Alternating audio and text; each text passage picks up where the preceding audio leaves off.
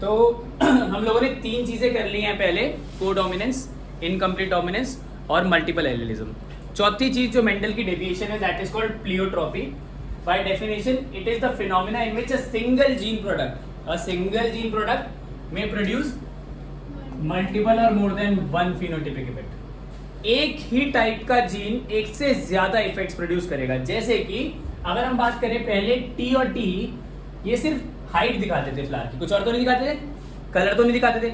But यहाँ पे Mendel की डेविएशन, मेंडल से अलग चीज क्या है कि भाई एक ही टाइप का जीन एक से ज्यादा इफेक्ट दिखा रहा है। एग्जाम्पल है साइज ऑफ ग्रेन और शेप ऑफ सीड, दोनों एक ही टाइप की चीज दिखा रहा है। जैसे बड़ा टी छोटा टी सिर्फ साइज दिखाता था, हाइट दिखाता था। बट यहाँ पे अगर दोनों बड़े भी हैं, गार्डन भी प्लांट में है ये भी, दोनों बड़े भी हैं तो वो राउंड सीड होंगी प्लस लार्ज ग्रेन्स होंगी। साइज बड़ा होगा और राउंड होगी। एक बड़ा भी है छोटा भी है तो सीड तो राउंड होगी बट ग्रेन्स क्या है, साइज थोड़ा सा छोटा हो गया, इंटरमीडिएट साइज की होगी। क्या होगा बेटा? इंटरमीडिएट साइज की। तो आप देख रहे हो कि 2 कैरेक्टर दिखा रहा है एक ही टाइप के। बीबी हमें 2 कैरेक्टर दिखाता है। यहाँ पे टीटी एक ही कैरेक्टर दिखा रहा था, वाई एक ही कैरेक्टर दिखा रहा था, यहाँ पे बीबी 2 कैरेक्टर दिखा रहा है। इवन अगर दोनों छोटे जीन हो जाएंगे, छोटे भी हो जाएंगे तो वो राउंड की तरह रिंकल्ड सीड हो जाएगी, बट साथ साथ शेप के साथ साथ साइज भी उसका छोटा हो जाएगा। तो जब एक ही टाइप के एलील्स एक से ज्यादा कैरेक्टर्स को शो करते हैं, फिनोटाइपिक ट्रेट्स को शो करते हैं, उसको हम कहते हैं प्लियोट्रॉपी। अगली चीज है पॉलीजेनिक इनहेरिटेंस। क्या? Polygenic inheritance. पॉलीजेनिक इनहेरिटेंस कह रही है, अब इधर कहता है एक जीन एक से ज्यादा ट्रेट्स, ठीक है। इधर है एक ट्रेट बट एक से ज्यादा जीन्स, उल्टा है इसका। यहाँ पे 3 या 3 से ज्यादा जीन जो है एक ही ट्रेट को एक्सप्लेन करेंगे। अगर हमने बात करी हमारे मतलब प्लांट में बड़ा टी छोटा टी या बड़ा आर छोटा आर, वो सिर्फ राउंड और रिंकल दिखा रहा था, राइट। यहाँ पे वही 2 ही चीजें थी। बट ह्यूमन स्किन कलर को दिखाने के लिए टोटल 3 टाइप के, मतलब टोटल 3 पेयर मतलब एक पेयर, दूसरा पेयर, तीसरा पेयर, 3 पेयर जो है वो साथ जुड़ रहे हैं, मतलब टोटल 6 जीन एक साथ जुड़ रहे हैं, तब जाके ह्यूमन स्किन कलर बन रहा है, ठीक है। दुनिया का जो सबसे डार्क आदमी होगा वो होगा बड़ा ए, बड़ा भी, बड़ा सी। और दुनिया का सबसे ज्यादा व्हाइट आदमी होगा वो बड़ा ए, छोटा है, छोटा भी, छोटा सी। ज्यादातर लोग जो है दुनिया में वो मुलैटो होते हैं, जहाँ पे वो दोनों के बीच में होते हैं, ठीक है। सारे एशियंस मुलैटोस होते हैं, ठीक है। फर्क हो सकता है कलर में, फिर भी एरिया वाइज, बट फिर भी ज़्यादातर एशियंस मुलैटोस होते हैं। इवन आपके जो नेटिव अमेरिकन मतलब जो असली में अमेरिकन हैं, गोरे वाले तो जाके रह गए, जो स्पेनिश हो गए, मैक्सिकन हो गए, ब्राज़ीलियंस हो गए, ये सब जो है वो इस कैटेगरी में आते हैं। इसमें 2 शेड इधर उधर चले जाते हैं। टोटल शेड्स जो होते हैं, टोटल जो कलर्स होते हैं, टोटल जो फिनोटाइप्स होते हैं ह्यूमन स्किन कलर में होते हैं 27 डिफरेंट टाइप्स ऑफ फिनोटाइप्स। कितने? 27, ठीक है ना। तो ये 27 अलग अलग टाइप के स्किन कलर होते हैं, वेरी करते हैं। हो सकते हैं इनमें से 5 बड़े हो, 1 छोटा हो, इनमें से 4 बड़े हो, 2 छोटे हो, तो उसके हिसाब से कलर चेंज होता रहेगा, ठीक है। तो ऐसे total 27 different types of phenotypes दिखते हैं ह्यूमंस में, ठीक है। ज्यादातर लोग ऐसे क्यों होते हैं? क्योंकि जितना वर्ल्ड में ग्लोबलाइजेशन हुई, लोग इधर से उधर जाने लगे, फिर उन्होंने रेसिज्म को कम किया। पहले भैया अंग्रेज तो हमसे बात ही नहीं करते थे, फिर हम लोग अब वहाँ जाते हैं, अंग्रेजों से शादी भी कर लेते हैं, है ना, तो मिक्स कर लेते हैं, मिक्स हो जाती है ट्रेड्स, ठीक है। बहुत सारे लोग इंडियन जो है वो पहले उनको यहाँ से ले गए थे वेस्ट इंडीज़ में, वेस्ट इंडीज़ भी वहाँ पे अफ्रीकन उनको भी ले जाते थे और इंडियंस को भी ले जाते थे, गुलामों को। अब वहाँ जाके वो लोगों ने मिक्स ब्रीडिंग हुई, तो जब इंटर स्पेसिफिक वो हो जाती है, एक दूसरे से जब मीटिंग होने लगती है, बच्चे अलग अलग होने लगते हैं, तो फिर ज़्यादा इस चीज़ की तरफ बढ़ेगी दुनिया। World wide at the end यही आंसर है, there will be no race, ठीक है। क्योंकि कोई भी अपनी, अगर कोई प्योरली ब्रिटिश है फ्रॉम जहाँ पे भी, उसमें उनको ये देखना पड़ेगा कि कोई भी बच्चा ब्रिटिशर के अलावा किसी और से शादी ना करे।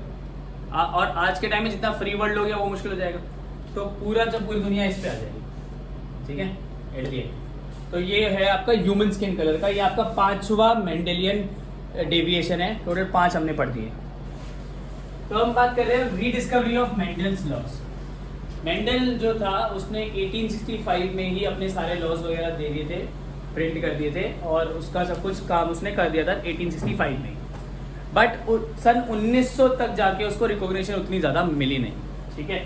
तो ये 35 years is a big time, okay.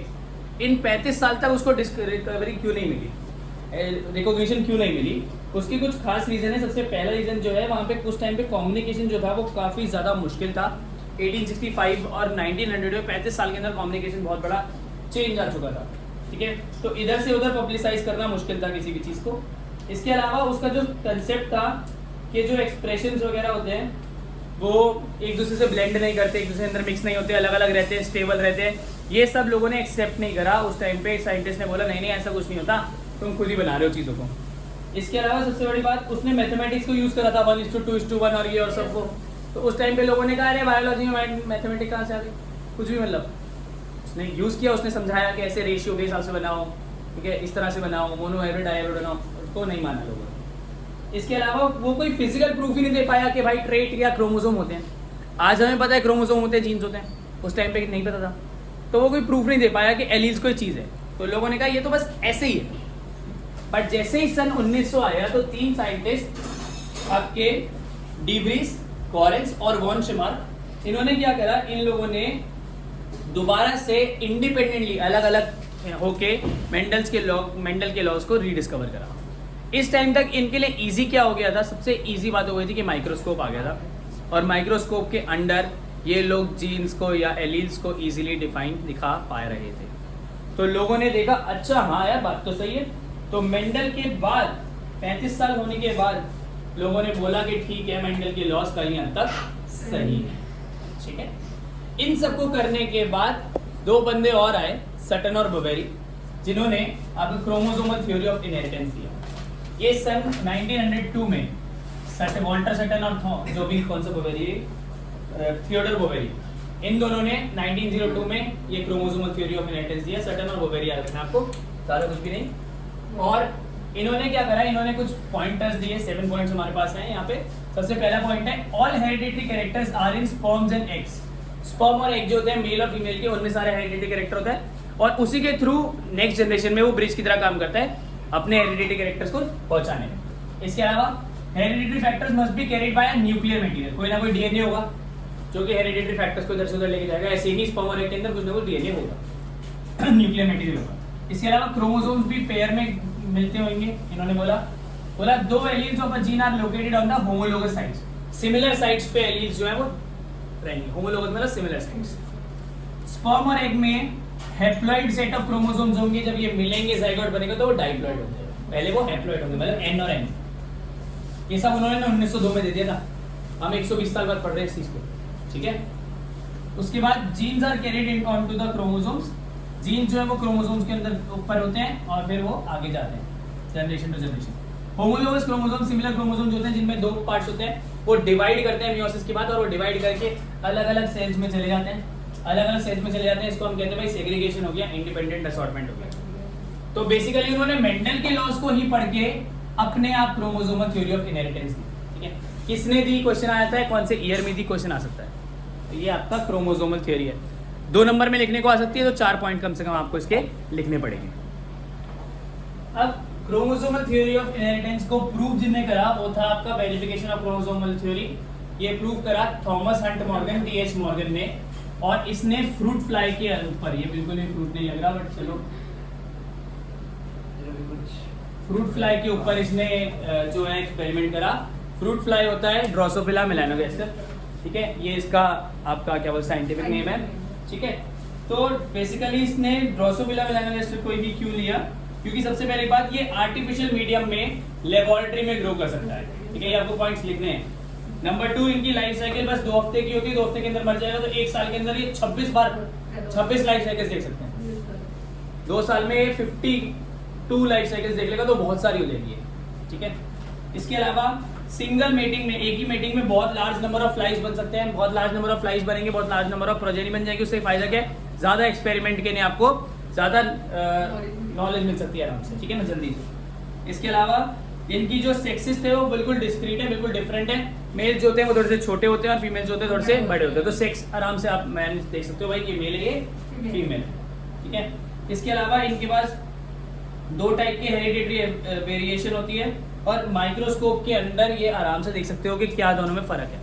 सामने तो नहीं दिखेगा बट माइक्रोस्कोप के अंदर आपको फ़र्क दिख जाएगा कि कैसे कैसे वेरिएशन होती है। तो इसलिए टीएच मॉर्गन ने ड्रोसोफिला को लिया। जैसे हमने बताया था कि क्यों भाई इसको गार्डन पी प्लांट को लिया था उसने मेंडल ने, ऐसे टीएच मॉर्गन ने ड्रोसोफिला को लिया। ठीक है, इसी के अंदर ही ड्रोसोफिला के अंदर ही हम पढ़ रहे हैं लिंकेज और रिकॉम्बिनेशन, जो ड्रोसोफिला के अंदर ही एक इंपॉर्टेंट पार्ट है, लिंकेज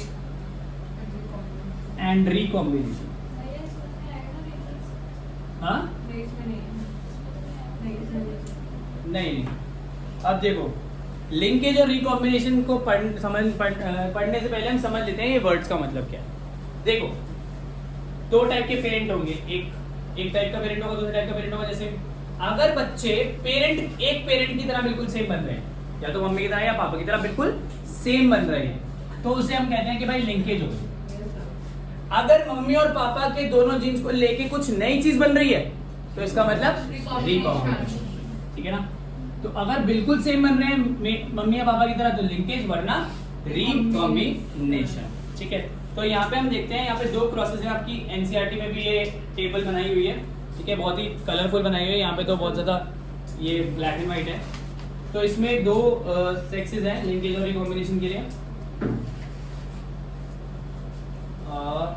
ठीक है, तो पेरेंटल टाइप जो बनेगा वो लिंकेज होगी, और जो नॉन पेरेंट, जो पेरेंट के जैसा नहीं करेगा वो रिकॉम्बिनेशन होगी। अगर आप दो क्रॉसेस देखिए, सबसे पहले क्रॉस ए, बहुत ही ज्यादा बेसिक बात से समझा देता हूँ। क्रॉस ए में पेरेंट्स हैं, ये कौन होता है, मेल या फीमेल? और ये अच्छा, पक्का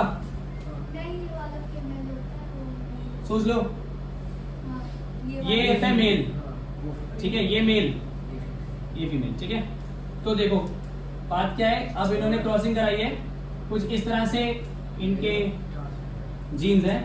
ठीक है, क्रॉसिंग जो कराई गई है वो कुछ इस तरह से कराई है कि येलो और व्हाइट दो जीन्स हैं आपके पास, दो कैरेक्टर्स हैं आपके पास, येलो व्हाइट, येलो व्हाइट। ये फीमेल में है, मेल में वाइल्ड टाइप है। क्या है? Wild type. वाइल्ड टाइप मतलब अलग। ठीक है, तो इस तरह से इसका वो है। आपने जब F1 जनरेशन के बाद F2 जनरेशन देखा तो क्रॉस A में 98.7% और 1.3%, 98.7% पेरेंटल टाइप आए। क्या है? पेरेंटल टाइप का मतलब है या तो मम्मी की तरह या सिर्फ 1.3% रिकॉम्बिनेंट टाइप आए। कितने आए? कितने आए बेटा? 1.3%। यहीं पे ही जब हमने क्रॉस बी को देखा, बहुत ही ध्यान से देखेंगे, क्रॉस बी को देखा, उसमें पेरेंटल टाइप जो आते हैं उसमें कुछ इस तरह से था, फीमेल्स में और मेल्स में। मेल्स फिर से वाइट टाइप बना दो, WRM। मेन बात बता रहा हूं क्या है, इसमें 62.8% पेरेंटल टाइप आए और 37.2% रिकॉम्बिनेंट। तो आपने क्रॉस ए में देखा 98% पेरेंटल टाइप और मात्र 1.3% recombinant type. But cross B में जब आप देख रहे हैं तो क्रॉस बी में आप देख रहे हैं 62.8, जो कि इससे काफी कम है, और 1.3 से ये तो काफी ज्यादा है ना। तो अब ये कैसे हुआ कि इसमें तो इतने ज्यादा पेरेंटल है बट यहाँ पे रिकॉम्बिनेशन ज्यादा हो गई, इसमें लिंकेज ज्यादा है, इसमें रिकॉम्बिनेशन ज्यादा है। क्रॉस ए और क्रॉस बी में फर्क क्यों हुआ? कोई बता सकता है? किसी को पता है? देखो यहाँ पे जब आप दोनों एलील्स को देख रहे हो, जीन्स को देख रहे हो, वो एक क्रोमोसोम के ऊपर बहुत क्लोज है, बहुत क्लोज। जितना ज्यादा क्लोज होंगे जीन्स उतना ज्यादा वो पेरेंटल टाइप बनाएंगे। क्लोज है ना, तो वो टूटना नहीं चाहते, दूर नहीं होना चाहते एक दूसरे से। बट ये देखो दूर है, can you spot the difference? इधर जीन्स कितने क्लोज हैं तो रिकॉम्बिनेशन सिर्फ 1.3% हुआ। इधर जैसे ये फार अपार्ट हो गए, रिकॉम्बिनेशन बढ़ के 37.2% हो गया। तो दो कैरेक्टर जितने एक दूसरे से क्लोजली लिंक्ड है एक क्रोमोसोम के ऊपर, उतना ज्यादा वो रिकॉम्बिनेशन लिंकेज बनाएंगे, पेरेंटल टाइप बनाएंगे, और थोड़ा जितना दूर होते रहेंगे उतना ज्यादा आपकी रिकॉम्बिनेंट टाइप ग्रो करती रहेगी, बढ़ती रहेगी। ये एक्सप्लेन करा किसने? टीएच मॉर्गन ने ड्रोसोफिला मेलानोगास्टर पे, और क्रोमोसोमल थ्योरी ऑफ इनहेरिटेंस को नई चीज दे दी। अभी तक हमने ये बात पढ़ी हुई थी, मेंडल ने बोला था भाई बड़ा टी छोटा टी, बड़ा टी छोटा टी, उसने कुछ डिस्टेंस और उसका कोई बात ही नहीं करी। तो विद टाइम जब धीरे धीरे बढ़ती गई चीजें, यही टोटल 37 ईयर्स बाद इन्होंने दिया था सटन बवरी, इसके भी 5-10 साल बाद उसने दिया होगा। तो 40-50 साल के बाद ऑब्वियसली टेक्नोलॉजी में बहुत चीज़ें आ गई होंगी, पढ़ाई में ज़्यादा चीज़ें आ गई होंगी, और इस तरह से लिंकेज और रिकॉम्बिनेशन किसने एक्सप्लेन करा? टी.एच. मॉर्गन ने। तो ये वाले जो कैरेक्टरिस्टिक्स थे W और Y और W, Y इज फीमेल की येलो बॉडी, वाइट आइड, उसकी आंखें वाइट कलर की है, उसकी बॉडी येलो कलर की है। जो वाइल्ड टाइप है, जो मेल वाला पार्ट है, वो ब्राउन बॉडी, रेड आइड, ठीक है। इनके पास होने की वजह से जितना ज्यादा पास है उतना लिंकेज ज्यादा, जितना दूर है उतना रिकॉम्बिनेशन ज्यादा। दूर वाले कौन से हैं? White body, miniature wing, miniature मतलब छोटे विंग्स, W और M का मतलब, और ये वाइल्ड टाइप में येलो बॉडी और नॉर्मल साइज के विंग, ठीक है। तो ये वाली कैरेक्टरिस्टिक्स दूर थी, इनमें क्या हुई? रिकॉम्बिनेशन। ये वाली पास थी, इनमें क्या हुई? लिंकेज। जितना टाइटली क्लोजली पैक्ड है उतना ज्यादा लिंकेज, जितना लूजली पैक्ड है उतना रिकॉम्बिनेशन। लास्ट जो टॉपिक है इस वीडियो का वो है आपका क्रोमोसोम मैप्स। क्रोमोसोम मैप्स को हम लिंकेज मैप्स भी कहते हैं। ये एल्फ्रेड स्टूटरवेंट ने दिया था, और ये जो है ये टी.एच. मॉर्गन का स्टूडेंट था। इसने क्या करा? इसने फ्रीक्वेंसी कितनी रिकॉम्बिनेशन हो रही है जीन्स की, कितनी लिंकेज हो रही है जीन्स की, उसके हिसाब से एक मैप बनाया और बताया कि जितना ज़्यादा दूरी बढ़ती रहेगी मैप के हिसाब से, कुछ परसेंटेज की दूरी, जितनी परसेंटेज की दूरी बढ़ती रहेगी उतना ज़्यादा रिकॉम्बिनेशन बढ़ता रहेगा, ठीक है।